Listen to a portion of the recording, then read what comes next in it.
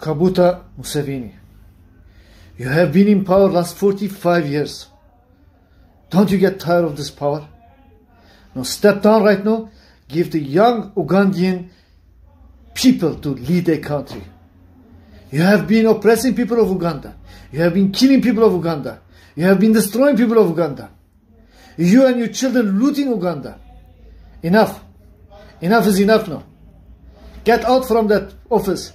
Give a young Ugandan man a chance to develop and build this country. Thank you. Alright, nkulamusiza kwenye mukwano gwange najo sinzo bango tulize bale kwekumira ku mayingo gana ga Yugi Update TV. Museveni kaweddemu. Bacherupe batandise okubanga bagenda maaso n'okubanga bali concerned eri eggwanga erya Uganda mu bigambo gambe bitonotono. Agamba nti nno Yoweri Kaguta Museveni ebbanga lyofugidde entebe togikooye tokoowa.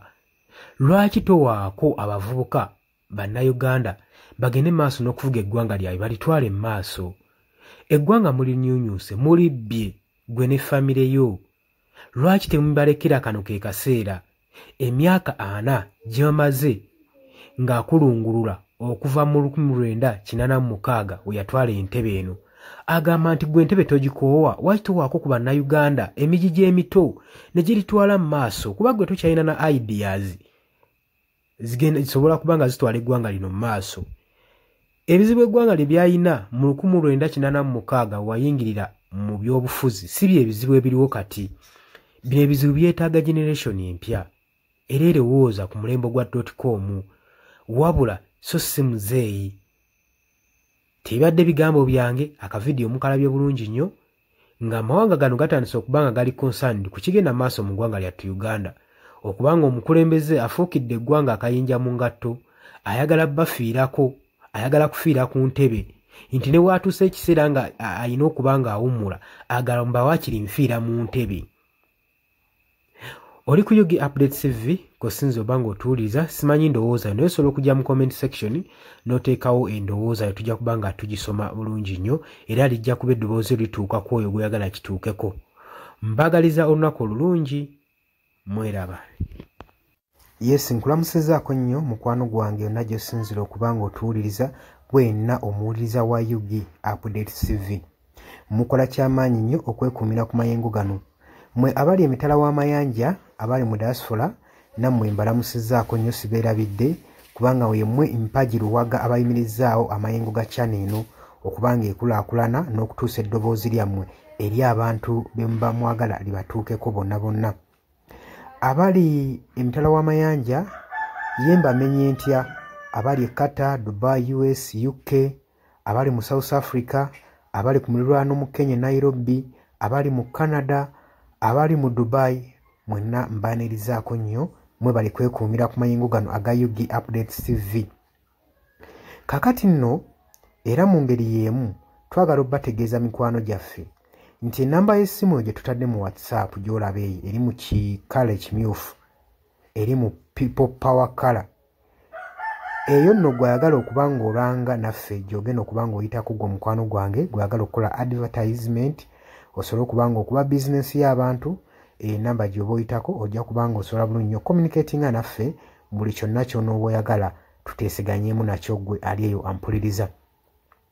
Mbeebazaamu ak'ensusso mmwe abagenze mu maaso okukola omulimu gw'okusubscribinga kweno channel.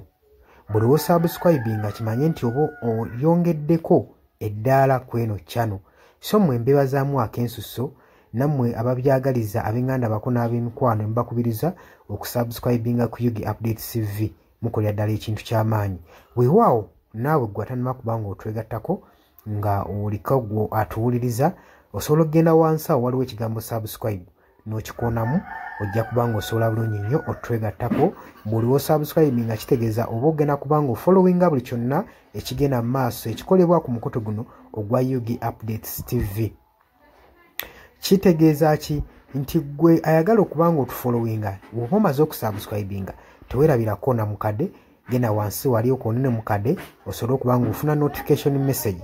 Buli w'okoona mukadde wabeerawo ka notification message akajja akakulaga nti nno waliwo information erinkinze ku Yugi Update TV gwe mukwano gwange ali eyo mpuliriza.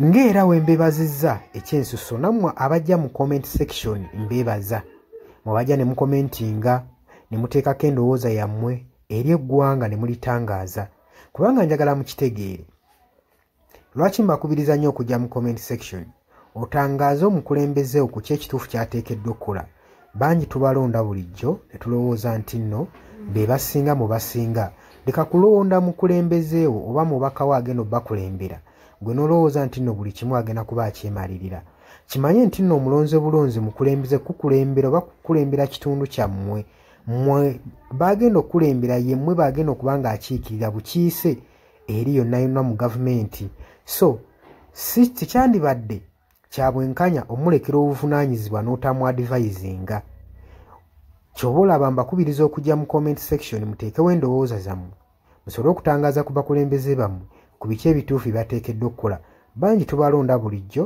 ne bagenda mu paliamenti nga babadde bantu balamu ne batuukeyo ne bawuttaalirayo kitegeeza ki nti olina okuba nga buvunaanyizibwa bwo okuzuukusa omubakawo oba olaba nga yeebase gwe mukwano gwange ali eyampuliza ne ntumirako nammwe abalwanira eddembe ly'enkyukakyuka mu ggwanga lyattu Uganda mukola kyamaanyi nnyo okulwanirira enkyukakyuka gwali yeebasenga ebintu tobiraba obanga olabanga ebitakukwatako bijja tuuka ekiseera bikwateko wabula ate gwe nkuzaamu amaanyi agenda mu maaso n'okuyiwawo omubiri ng'olwanirira enkyukakyuka bannanga abantu abo mubeebazeemu ak'ensuso kubanga bakola kyamaanyi nnyo obbaliidinga n'obbakulemberamu n'okubalaga ki ekituufu ekisaanidde okukolebwa mukimanye mu nsi we tuba tubaako be tulwanirira oba be tuluubirira si lwakuba nti nno tukolerera oba abasinga bayinza olowooza nti omuntu ogenda mu maaso n'okuba nga alwanirira enkyukakyuka alina bye yeeyagaliza nga ye omuntu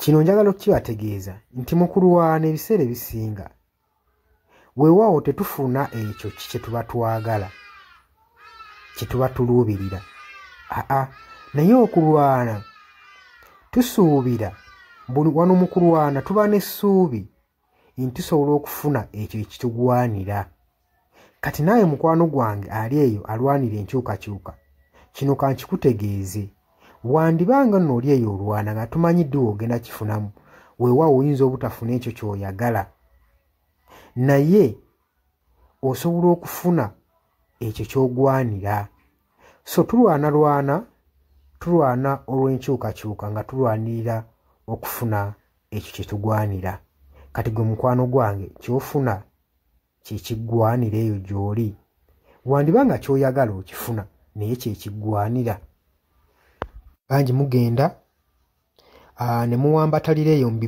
bibiina by'obufuzi ne babafujjirira omusimbi yesi ssente ozifuna bazikuwa era obulamu bwo bweyagala naye okakasa ekyo kyebakuwa kibakufujjirira mu kabaasa kyekiggwanira ebiseera ebisinga ffe tetulwana olw'okuba nti no twagala kufuna ebyo bye twetaaga nedda wabula tutunuulira nnyo poyinti eno nti kyetugenda oba kyetulwane kyenfuna kyengwanira mutuufu ogenda n'owetunulamu n'olaba nga kyofuna si kyokola ki si kyogwanira nga gwe munnansi ky'oba ovaayo n'embavu osobola okuba nga olwanirira enkyukakyuka gwe mukwano gwange ali eyampuliriza nja basaba kano akatambi tugende mu maaso n'okuba nga tukasheyalinga buli muntu ategeere kiki ekigwanidde okukolebwa na lwaki enkyukakyuka esaanidde okubeerawo mu ggwanga lyattu Uganda